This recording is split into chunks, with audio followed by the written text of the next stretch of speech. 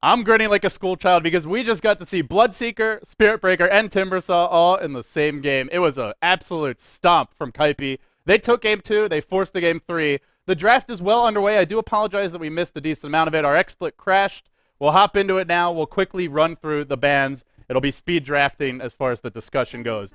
For Kaipi, they ban out Wisp and Batrider, and in the first phase, they pick a Bane and a Visage. On EG's side, they ban the Timbersaw, and they banned the Spirit Breaker, 2 heroes that gave them all sorts of trouble in that game number 2. Then they proceed to pick up a Treant and a Nature's Prophet. In the second stage of bans, Kaipi ban out OD and Weaver, and EG ban out Anti-Mage and Alchemist. So the hard carries being banned by EG, those solo mids for the most part being banned by Kaipi. And now in the second stage of picks, we see a Phantom Lancer Clockwork for Kaipi. Completely different strategy, much more late game oriented. Not as much of a crazy tower diving squad. And then for EG, a Lone Druid and a Bounty Hunter. Of course, I should introduce myself now that we've caught up with the draft. I'm David L.D. Gorman of Beyond the Summit. Delayed to be bringing you these games. This is the Corsair Summer Tour 2013. And if you haven't already heard, they are doing a giveaway. There's a fully loaded gaming computer that you have a chance to win. If you head over to gc.corsair.com, you can enter for your chance and also find out more about their other giveaways. They're doing Dota TV ticket giveaways daily, 2 or 3, I believe, every single day. Once again, that's gc.corsair.com. Hope you guys enjoyed game number 1 and especially game number 2. The picks look more standard here, mostly due to the bans, I feel. That Timbersaw mid felt very legit. Spirit Breaker, very powerful hero to punish split push lineups. One of the best, along with perhaps Storm Spirit, maybe Batrider, Shadowblade Dragon Knight's decent there, but that Spirit Breaker can find you from anywhere, and especially those Invis heroes as well. So, very creative draft from Kaipi. Now we'll see if they can win more of a straight-up game. In game 1, the more straight-up game went to EG. They did it on the back of a Batrider Bounty Hunter 1-2 punch, but they won't have the Batrider this game. They'll have to find their track gold elsewhere. And truth be told, I'm not sure how well Bounty Hunter fits into this draft, because they don't really have much gank now. Treant's not a good ganker. Prophet's alright with follow-up. He's not really a great 2-hero kind of ganker. Maybe with your ult, you could find some kills early on supports, but the track kills may be few and far between for EG. So then this Bounty Hunter is mostly useful just to harass and slow down the Bane and the Visage in the jungle. Now a TA picked up by Kaipi. Arteezy in game 1, he had a Weaver mid. Not really a snowball hero, not particularly a lane dominator, especially in the mid lane. Not the best matchup for Weaver, relies much more on chasing, generally stronger in the side lanes. But this game, they'll get him more of a classic solo mid. They'll get him the TA, and we'll have to see what EG actually lane against that TA. They'll go for a Juggernaut now. So EG, very heavy on the push. Healing Ward, Lone Druid Bear, Prophet Treants, and then just the Living Armor to help keep them alive. Still not any setup for the Juggernaut Blade Fury. It's a solo mid-jug, so when you run solo mid-jug against TA, the one big thing you get is Refraction won't do much, because Blade Fury pretty much instantly removes Refraction. The problem is generally, unless you have backup, TA can just right-click you through Blade Fury and pretty much drive you up the lane or even kill you.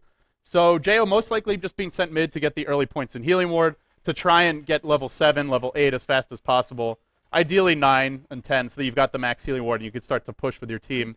But that's a lane that should go pretty well for Arteezy, all things considered, especially with the kind of skill he's shown us today. So on that note, we'll introduce our teams. EG, they took game 1, they dropped game 2, and now they'll look to close out Kaipi. They're the veteran squad, they're the bigger name, at least until lately they've been the bigger names. Demon, handling your off-lane Bounty Hunter. Jo, your solo mid Juggernaut, rushing the bottle. We'll have Fear on the carry Lone Druid, headed safe lane, packing a Stout Shield on his bear. Beatis, support Treant, once again, bought the Courier, Observers, as well as Sentries, truly epitomizing the support role here. And on the side of Kaipi, you've got, well, the team with some swag after the way that game went. Bone7, reprising his role as the off-lane Clockwork. We'll have, Pylai Die playing the support Bane. We'll see where he heads. Now, EE heading towards the bottom lane, handling the Phantom Lancer. Come with me, your support Visage. No Spirit Breaker for him, sad to say. And now Arteezy, actually not going mid as the TA, heading to the side lane. Looking for the 1v1 matchup against Demon, it appears. Bone7 sitting on just the one set of tangos and Stout Shield. So we can still rush a bottle, it won't be that delayed. And the Stout Shield will help him if he's up against Lone Druid or Prophet. But he won't be. He'll be up against... I thought he wouldn't. Yeah, he'll be up against the Juggernaut, excuse me. So, all things considered, no sentries for RTZ. You do have Refraction. Bounty Hunter doesn't have much damage over time, so you're not going to die, but still the harassment can be a nuisance. And Demon will definitely get levels in this off lane. He'll hit RTZ once, he'll start pulling the wave. And RTZ will be forced to last hit under tower. Has started with 6 tangos, the Rain of Protection, no Stout Shield or anything like that for him. He's a ranged hero in the end, but will be taking quite a bit of harassment, whereas Demon with a poor man shield and the really high 6 armor won't care as much. RTZ does have 6, but only from that additional regen. So bottom lane, Kaipi going aggressive tri-lane against Fear's safe lane Lone Druid. And they have a pretty good tri-lane to punish a Lone Druid. You can enfeeble the hero, you can enfeeble the bear, it'll be hard for him to farm. You can sleep the bear, then lance it, then soul assumption it. They've taken Grave Chill early just to slow it down. And generally for EG, when they've had success, it has come on the back of Fear having a good start. The mid lane, as long as Jo has mana, he's in good shape, but the thing is you can always spam Cogs as Bone 7. So Jo will rely a lot on this bottle to be able to have Blade Fury. Otherwise, if he gets caught in Cogs with Battery Assault, could end up going down fairly early. You see he continues to spam the Cogs, just looking for the mana burn. Meanwhile, top lane, RTZ forced the last hit very far towards the enemy tower. Has a big wave here. Now he'll be duking it out with Demon. Demon only level 1. Living Armor comes out on Demon. They're going on RTZ. They do not want to let him snowball. There's your body block. RTZ, he hasn't taken a single point in meld. I think they could have maybe gone for a kill here. Refraction removed by the illusions almost instantly. But they'll play it safe. Meanwhile, bottom lane, Grave Chill and Fear taking some decent damage. And EG, they'll go full aggression on this top side of the map. Bambo will rotate in. Just the Sage's Mask, I thought he started with the Ring of Basilius this game. Maybe I'm thinking of game 2, but might have sold it and chose to buy something else instead. But now he'll work towards that next item. We'll see if it's going to be a Ring of Basilius or just a casual Sobi Mask for now. Generally, the Basilius is what you want. TP scroll already up on Pylai Die. Love this response by him. If they try to dive RTZ and Bane shows up, could keep RTZ alive, can maybe turn the tides of that engagement. So early on, you can see all 3 cores for Kaipi getting a lot of farm. And the only trade that EG really has is that they're jungling their Prophet pretty well. Well, not that well, but Bambo is getting something out of the jungle. Kaipi aren't yet. Now they start to pull. They've rotated Fear, so complete lane swaps from EG. We'll see if Kaipi look to respond in kind. Fear, now even pulling that lane. I didn't see if he lost his bear earlier. No, he never lost it, so didn't give away any gold. And now they'll draw the lane back, and they get a Lone Druid versus TA matchup in the side lane as well. With Living Armor support, not an easy matchup for the TA. And there's not really great synergy between Templar Assassin as well as Bane. Because you have no way to remove sleep without sleeping yourself. It's all physical damage from RTZ. Now Beat is looking for a creep snipe. This will be a big one to kill. Can he get the last hit right? Oh, he messes up RTZ's last hitting. Doesn't get it for himself. But meanwhile, mid, it's Jo. Dives Bone 7. No boots even necessary.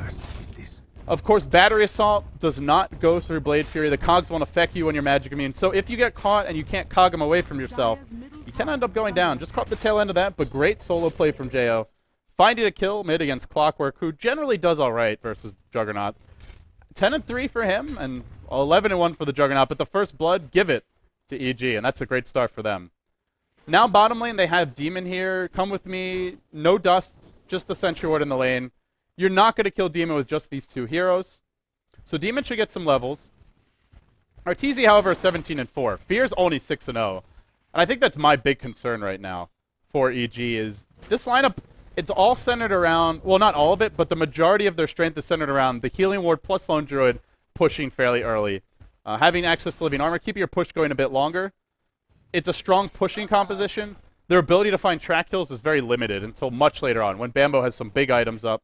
Speaking of which, he's used all his clarity. He's just a bottle for Jo. Now going in on Bone 7. Blade Fury's in mid lane. Bone 7, only level 4, just now hitting level 5. He's maxing Battery Assault. If the Juggernaut overextends, uses all his Blade Fury, and Clockwork's able to cog him in Battery Assault, and there's not creep support, and Juggernaut doesn't have the Healing Ward or Omni Slash, he can actually end up going down.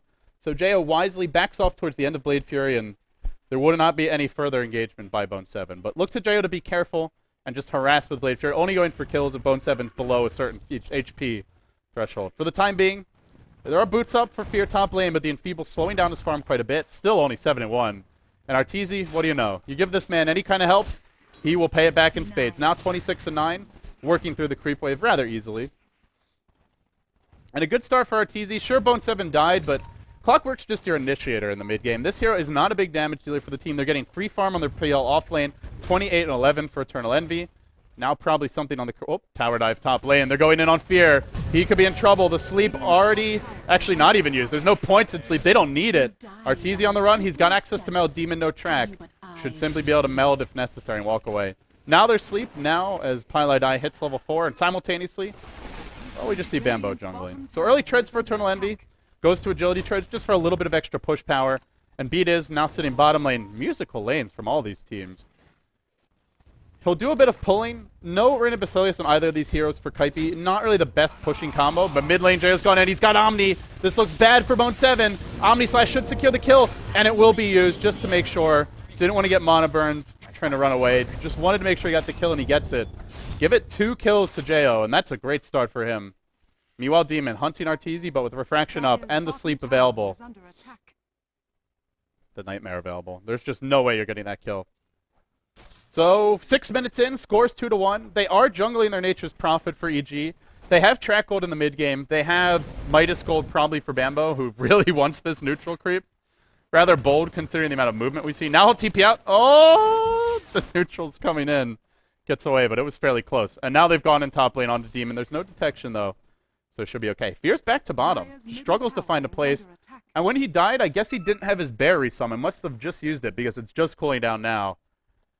I have rarely seen Fear struggle this mightily. 8-1. Last game he at least got the farm, even though his team lost the game. But this game, not even finding that. So as mentioned, although they have a great pushing lineup, it centers heavily around the Lone Druid and Healing Ward. And if your bear has no items, Kaipi have a lot of minus armor. They've got Enfeeble to limit how much physical damage the bear does. They've got Meld to bring it down quickly, Cogs to hold it in position, and then the Lance to slow it and set up, as well as Grave Chill. So in practice, this EG bear, if it's not stacked, I don't think their push strat works. In some lineups, you can get away with a somewhat underfarmed bear, but their pushing power is almost entirely based on that. Bambo, Jungle Prophet, Trance aren't going to do a whole lot against Clockwork Rockets. There is a bit of lack of AoE from Kaipi's side, but I think it's enough. Now going on Bone 7 again is Jayo. He can't go for the kill yet, but zoning him completely out of lane.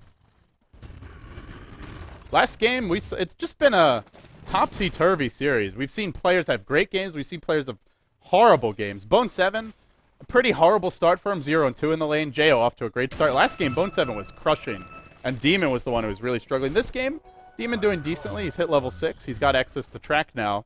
Let's see where he goes. He's got a TP scroll in line, but generally on Bounty Hunter, you want to have something besides just boots. At least a little bit of mono regen, maybe your phase boots. Here comes Come With Me, though. He's found Fear. They don't want to let him farm. He's invis. He actually walks near a Sentry Ward, but will not actually end up walking into it. Jayo mid lane, pushing a little bit past the river, but there's really no way for Kaipi to punish this. Not until Pylai hits level 6, which he doesn't have yet. Come With Me, still lurking mid. Standing at the magic bush to block any creep spawns. Now pops a Sentry Ward down, slowing down the aggression. Demon's TP'd in mid. He'll rotate through the jungle. Arteezy, meanwhile, level 6, phase boots and Ring of a Kill up. He's your lead farmer, 46 and 11. Eternal Envy not far behind him, and here comes Demon, rotating through the jungle. Bambo, how does he always find these couriers? Even when he's not killing them, he's finding them in the jungle. He's a magnet, I swear to God. Bambo hacks. It's one thing to be good at Dota, it's one thing to have a courier magnet in your back pocket. You can buy that at the Dota store, by the way, if you haven't heard. Bambo, maybe going to look to make a dive with Demon as well as Jayo here. There's an Omni Slash available. Omni Slashing to get through the cogs, and now, although Bone 7 tries to hook away, cannot escape. Bambo ignoring that. He'll go for a Midas. He'll have it soon, about 9 minutes in. Meanwhile, though, first tower goes to Arteezy. So 9 minutes in, your kill score 3-1. EG are leading. They've got track gold online for Demon. They have a okay lineup for finding kills with Prophet now being, or almost being level 6. Just hits it now. Can skill his ultimate any second. They can find a handful of track kills, but you still have to say Kaipi, they're in a comfortable position now. They've gotten good farm on their TA. She can control the mid game for Arteezy. And then you've got Clockwork, a decent turtling hero, always difficult to push into. They still have all their tier 1s up, so if EG try to dive for track kills, which they'll likely want to do, they'll be diving into Clockwork hooks, they'll be diving into TP, ganks from potentially a Templar Assassin. And a lot of these heroes are not easy to kill. Clockwork, hard to kill through the cogs and the hook, the ability to retreat using a hook, as well as the fact that Phantom Lancer can go invis. Your TA can go invis and has refraction. Nobody's a particularly easy kill, which means while they're busy trying to find those kills, Kaipi are farming other lanes. You have to spend dust to get a lot of them. And it'll prevent EG from accruing too much of a lead. So, the Entangle comes mid from the Lone Druid Bear. They found Jo on the high ground. There's your grip. Set up by Pylai Die. Now they go in with Meld. Jo can't get out of this one. Arteezy makes his first move, and it's a success. Now they'll gank the Bear as well. Oh no, that's another 300 gold. Give it to Arteezy as well. Suddenly, 1,800 gold has his drums, or if he wants a Blink Dagger, that first component for a BKB, he'll have it soon. He'll be given the bottle of Bone 7. Now, he'll pop the Regener and he'll hand it back. Efficiency from Kaipi. Got to get that value. Lumi and Merlini would be very proud. They'll de-ward on the bottom lane. Overall for EG, they trail by 2.5k gold. They lead by 1.5k experience. But given the nature of their lineup and given the fact that Lone Druid isn't farming, it's a pretty heavy disadvantage for them. Kaipi definitely in the driver's seat here. Eternal Envy left unchecked. Already has a Yasha. Treads up as well. Just the maximum split pushing farming build for him outside of going for a Radiance. Mobile in these fights helps him to run away from the Bounty Hunter. And although they want to gank him, there's a Sentry Ward in the lane. They would have spotted Demon had he TP'd in and walked straight up the lane, but Demon ran from the sidelines. He spots out Eternal Envy. There's a Prophet ult available. They'll go and come with me instead. They'll track him to start. Jo, Omni Slash online, not going to look to go. EG will be back. They really need to secure some farm on Fear. He's at 2,400 net worth. He can start to go for some of those cheap mid-game items. He's picked up a Gloves of Haste. Oh, is he going back for a Midas? Well, it looks like the old man might want to try and take it late game and play a little catch-up Dota. We'll see if he's able to, but in the jungle, it's Jo. He's been caught out. His healing ward picked off. No Omni Slash available. Just used it. Couldn't find a kill with it. In fact, barely even scratched any of Kaipi's heroes. Now Beat is next in line. 2 dead, both to the Bane, but it's Arteezy doing the bulk of the damage. Now they're diving Demon. He just went invis. The pings come out. The dust on Bone 7 is available. No, he's TPing mid. They'll try and stall. EG took a tier 1 mid. Can they take a tier 2? The tier 1 bottom is about to fall. Demon sticking around. He wants to maybe go for the deny. He's trying to find an isolated hero to latch onto, but he's walked right into trouble. Demon throws away his own life. Didn't realize there's a Sentry Ward here. And Kaipi says, thank you very much for the gold. We'll take it. There's your Fear Midas. So 12 minutes in. A slow start for the Lone Druid. He'll try and play catch up now. But it's going to be hard to catch up with Envy, who's gone for, as I mentioned, pretty much the fastest farming build on a Phantom Lancer outside of having to keep the light on your team, outside of going for Radiance. Yasha's such a good split pushing item. He is only level 8. He's a little bit under level just because he was safe off lane and EG got off some pulls. They were able to deny some creeps, but still Envy in comfortable position now. And the big thing for Kaipi is they just have so many heroes who can control the map. The Familiar's basically a hero of their own. Then you've got your Grave Trill, your Soul Assumption, your Fiend's Grip, and now the traps get dropped bottom. Beat is on the run. He'll go invis and look to help Jo get out of trouble, but a double Familiar stun halts them in their tracks. So I think if you're EG now, even though you have a Bounty Hunter, you don't really want to fight. You'd much rather split push and avoid confrontation. Because Kaipi have way more nukes, way more burst damage, the stronger fighting heroes now, and it looks like Arteezy is maybe going for a Desolator. He's picked up an early Mithril Hammer, has not bought an Ogre Club yet, so going for some big burst damage. As I mentioned before, TA is one of the better ways to deal with a Lone Druid Bear in the mid game. Midas doesn't give you any more armor on your Bear. It doesn't help you move away from or resist the physical damage output of a TA. So Arteezy, if he wants to go for a Desolator, they can do Roche early, they can kill the Bear easily, and that would force EG to really angle for late game, which kind of plays into the PL's hands. They'll dive the bottom lane. Omni Slash is there, but it hits 2. Envy on the run. He's tracked up. Jo giving chase, but Eternal Envy just a bit too fast. Now a Fiend's Grip deployed. They've caught Beatis. Shuriken tossed by Demon. Well timed. Will cancel that grip. In comes their hook from Bone 7. He's found Fear. Healing Ward keeps him in fighting shape. It's up to Pylai Die to kill it off. He runs in. He will kill it. Now Fear trapped for the time being, but still alive. Envy comes in. Lances Fear. Do they actually look to dive this? It's hard to say if they can. They're still chasing. Envy thinks about it. It's a long way to go for him. On the backside, it's Come With Me, trying to man up against Jo. He finds a kill on Bambo. Does lose his own life in doing so. Now Jo on the run. There's no follow-up damage. From the sidelines comes Demon. The concern for EG is they're not finding many track kills, and Kaipi isn't fighting with Arteezy. Looks like he didn't have mana to TP there. Maybe just wants to finish his Desolator before he gets involved, and I believe he's about 450 gold away. I think it's a 900 rest 900 cost for SP? Yeah, it is. So make it 350. He's going to have a 15-minute Desolator. Dire's bottom tower Oh, boy. I mean, TA, we always talk about this hero as a snowball hero, a hero that you want to have a good start on. You can't really ask for a better start. And they have a Clockwork who can start the fights. They've got a lot of heroes who can just set up Arteezy for success. He doesn't really have to go in first. The one concern with rushing the Desolator and not getting something like drums, not getting a BKB, is that you are a bit squishy. But because he's got such great backup, I don't know that they really need him to go in first. And now he's up to 878 gold. He'll walk back to the fountain, and by the time he gets there, he'll have the recipe. So EG, they'll look towards the double Midas to turn this game around for them, but they've got a lot of work cut out for them if they want to turn it around. Bambo trying to split push the top lane. Envy, now up to 1,600 gold. Still, as far as the track kills go, Demon 0-1-1 has not quite found his footing. Hopefully, for his sake, he can start to find a few more as we approach the mid-game. And in comes a rotation from Kaipi. It'll be an early medallion. Did I mention Kaipi's good at Roche? Now they're really good at Roche. They've got familiars. They'll spot out Bambo here. Rocket into hook. Bambo's trap. No TP out possible. Down she goes. And EG will look to trade. They have Healing Ward online. They've got the bear. They might be able to push mid, but if they... Well, they do know hook's down. It's a little bit safer for them, but still it's dangerous. You get caught by some familiar stuns. You get caught fighting Arteezy with that fresh Desolator, which EG do know about. They've tracked him. They've spotted it out. Could be putting themselves in harm's way. Arteezy probably going to wait out this track, and don't be surprised if Kaipi just walk right into the Roche pit. This is where Bambo, knowing that there's a Desolator up, really needs to micro trance, constantly scout the Roshan.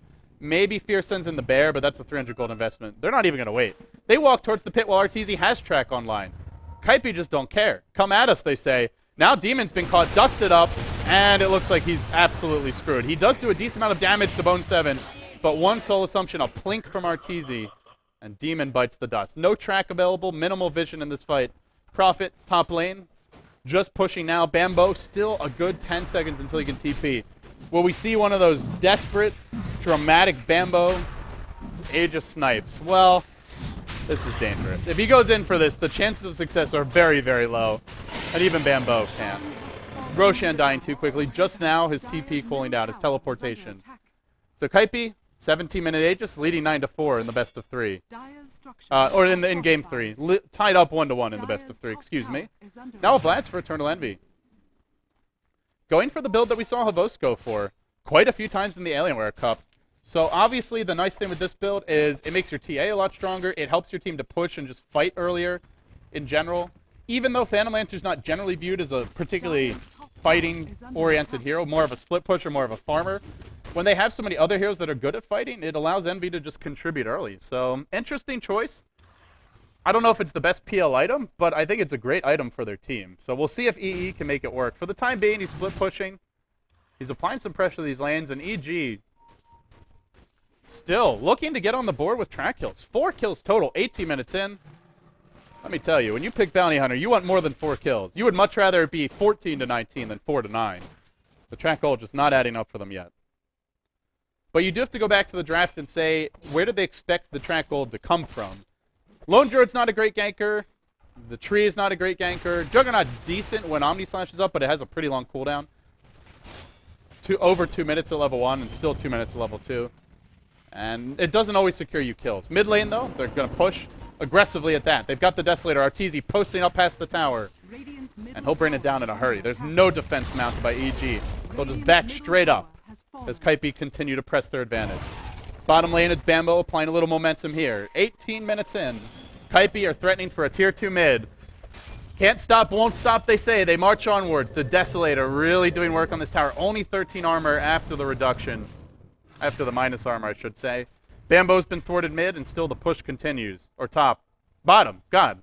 Process of elimination. If it's not top and it's not mid, it must be bottom. Now an Entangle on Arteezy. That'll remove his refraction, but Jayo comes in. A 2-hero overgrowth. A decent Blade Fury. Remember, though, there is still an Aegis, and doesn't even matter. Arteezy at full HP. The bear to fall in a matter of seconds. No match for the Desolator. No match for the minus armor.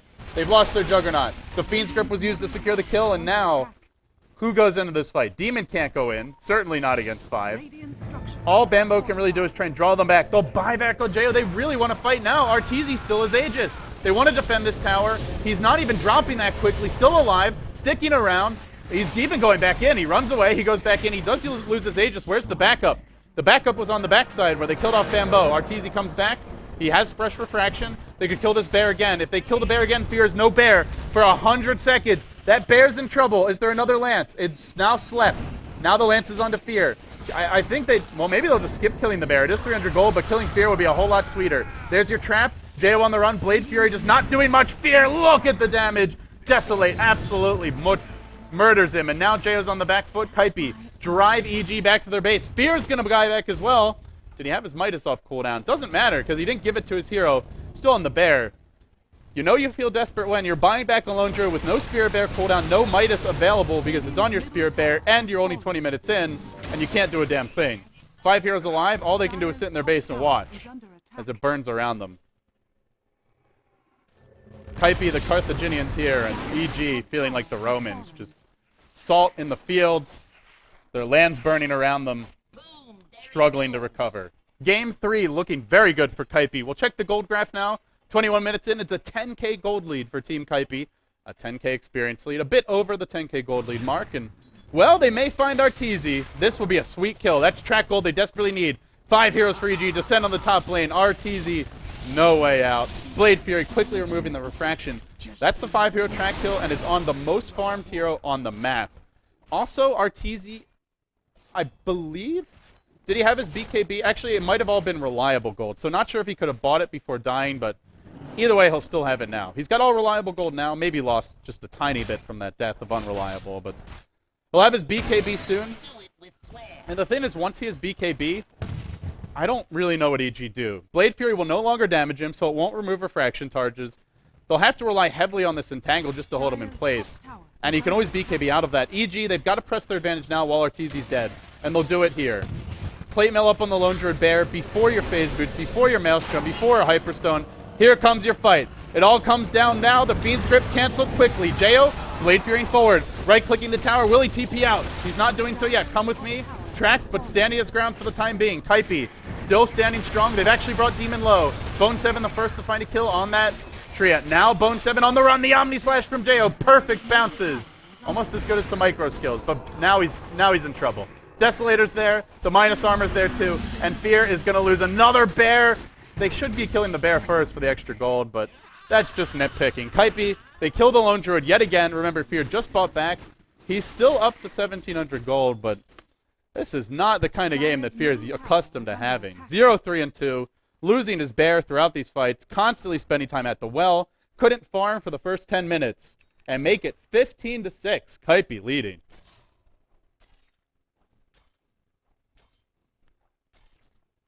Whew. What a game it's been so far. Kaipi has really been on the rise lately. Very impressive stuff from them. They have not won this game yet, but Roshan number 2 will be just as easy to claim. And now that Arteezy is BKB, I think they can be much more confident about their fight selection. They also have the Orchid on Bone 7. Second game in the row, we've seen him go for that Orchid. Just loves having the silence. I guess it gives you a lot more burst damage. Maybe allows you to find those solo kills a bit easier. Speaking of which, he's found Bambo. And Bambo will fall again. Clockwork's such a good hero to punish the split-pushing Prophet. And while that was happening, Arteezy finds a solo kill on Demon. Didn't have Dust. Didn't have a Gem. There's no Sentry Ward. I guess Demon tried to right-click him when he came out of Invis, or just wasted a Shadow Walk by mistake. Because otherwise, you probably shouldn't be dying to Arteezy. No, there were no creeps to splash to. Yeah, it's a bit of a mystery. Would have to watch the replay to see how that went down. But it's another death for Demon. It's more time on the side lanes where he's not finding track kills, and Kaipi continue to extend their advantage. Thing is, for them, they still have the ticking time bomb of a Phantom Lancer. EG went for double Midas. I feel that's, if you have a good start, that's fine, but to go for double Midas when you're behind to a free farm Phantom Lancer and a free farm TA is, well, it's basically just hoping that Kaipi decide to make a bunch of mistakes and give you track hold, because else, Midas is not going to keep, sure, you might keep up in terms of farm, but I don't think it's enough. I don't think it allows you to push and end the game before the Phantom Lancer gets huge. Not when Eternal Envy had the kind of start he did. Either way, that decision is long past us. EG will have to live with it for better or for worse. And what do you know? It's Bone 7. He's found Bambo again. He finds another kill. I don't think Bambo's learned his lesson, guys. Maybe he needs to go split push top again. Every time, to be fair, I'm laughing at Bambo, but it's really great play from Bone 7. He's just hunting Bambo Every time he sees a lane that's empty, he tries to Arteezy. Well, he's got BKB. EG maybe want to force this out. There's your entangle to start. Now the BKB comes out. The overgrowth holds him in position. They bring him down fast. He actually melts. EG, the Omni Slash making the difference. Thought it would be harder for them to find that kill, but getting just 4 heroes and a bear surrounding you, that's enough right clicks to remove the refraction charges, and it's enough to get him a kill. And now I think Arteezy has got to be looking towards a Manta style. He needs 2 ways out of those roots. He also just needs a little bit more mobility to stay away from EG in these fights. But we'll see what he goes for next. He's going to buy back. Here comes your backstab. Now the hook in. He's caught 2. Pulls him into the cogs. Bone 7's done it again. Jo, he's in trouble. Beatus as well. They're probably going to lose 3. Fear on the run. No way out for him. He'll fall. His bear doesn't even get the kill. Come with me on the deny. And while that's happening, Eternal Envy, he's pushing the base bottom lane. Quick TP reaction for Bambo. He will escape. They need probably 2 at least to defend this push. Eternal Envy up to 3.3k gold. A late Maelstrom from Fear after I believe he's still sitting on just the casual plate mail. And now your Aghanim Scepter for Come With Me. There was a pretty amazing game for Team Kaipi, maybe it was a month back, where Come With Me played what I could only describe as a carry Visage, where he had an Aghanim's, I believe he had a Scythe of Vice, a Shiva's Guard, and one other really big item. And he by himself was killing carries late game. Visage not a hero to be underestimated. Here comes Kaipi, working on the bottom racks. Beatus is here. He's got Overgrowth, but doesn't really matter. Now 4 heroes descend on the bottom lane. Go Overgrowth 2, Envy. Not manting out here. Used his Manta to push. Arteezy will pop his BKB. He'll go in. Not having the best focus as far as EG. There's no Omni Slash to quickly chew through those refraction charges. And as a result, Arteezy's absolutely fine. They're diving them to the well. EG on the run, and Kaipi running roughshod over them. They picked off a few. EG being farmed. 24-7. You can buy back if you'd like, EG, but I don't know if it makes a difference. Kaipi have outmaneuvered and outplayed EG in game number 3. Now a Blade Mail up to the Clockwork, well on their way to a game 3 victory. Score now 24-7. Kaipi is in strong form, and EG look a little bit rattled to me. They tried to be cute, they tried to be clever with a Bloodseeker pick, but Kaipi proved that the Space Cow is legit, and the Bloodseeker, hard to say if he is yet. It's a 1-game sample, it's a small size, but one thing's for sure. Kaipi is here to stay, at least for now. This team provided us with some absolute entertainment. Thank you to Kaipi for the amazing games. Thank you to you guys for tuning in and supporting the Corsair Summer Tour 2013. Glad to have you all aboard. Hope you'll tune in for future broadcasts. The playoffs will be continuing for the next week and a half, maybe 2 weeks. I believe the final day of playoff action, either July 25th or 26th. Something along those lines. We have until late July, and then we'll get ready for the International 3.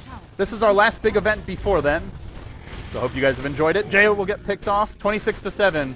Probably going to be your final kill score, as the GGs have been called. The throne should be killed by our fearless admin Angel fairly soon.